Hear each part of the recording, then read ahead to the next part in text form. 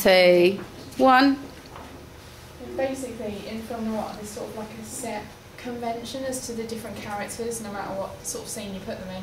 Really, you've always got like the self-conflicting main character who sort of wants to either like avenge something or he's seeking something, and then you usually have the sort of like gang that are trying to stop this or change it or something like that, and then you have like the seducer, which is normally like a blonde woman who sort of like tries to basically causes all the trouble, so she's normally like the catalyst for the things that go wrong in his mission.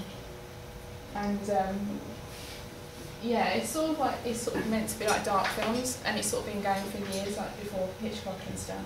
Mid-40s, but it goes back to being a German expressionist, like Fritz Lang, and he'd done a film called M, which is the cinematography for it, like the low-key lighting and the obscure angles, all like go to film noir. Also the plot line about like a man who goes around killing children is like the dark plot line for like every film noir.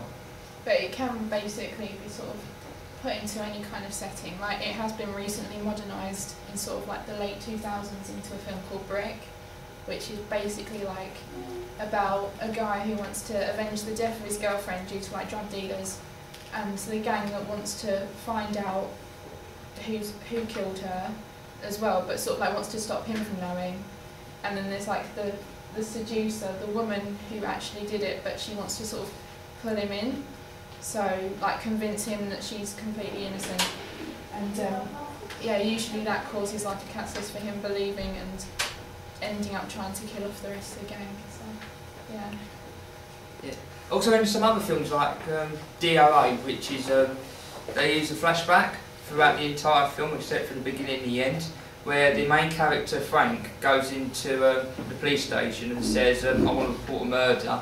And they go, who died? And he points to himself going, I died, and go to a flashback of the narration, which is extremely common amongst art film noir, because it also in The Third Man, when it opens, there's a montage of Vienna, but there's a narration, but it's not from the two main characters, like Harry Lime or Holly Martins. It's another man telling this opening of the story, and then it goes into the, it's like a book really, the film noirs, when you're looking at them. So, we said we could change it by saying setting it where they're generally set in like America and cities. We said we could put it in Britain and use no American actors at all, just use all British actors, or we could set in like a different time period, like put it in like the 1800s or something. So it's like sort of or like medieval time or something. So they wouldn't have like the gangs would be different. They'd be like knights or something instead. Yeah, we said we could put the whole gang into one character and maybe show like a new kind of character, like the whole concept of like the whole like assisting the seducer, but in a sort of different kind of personality way.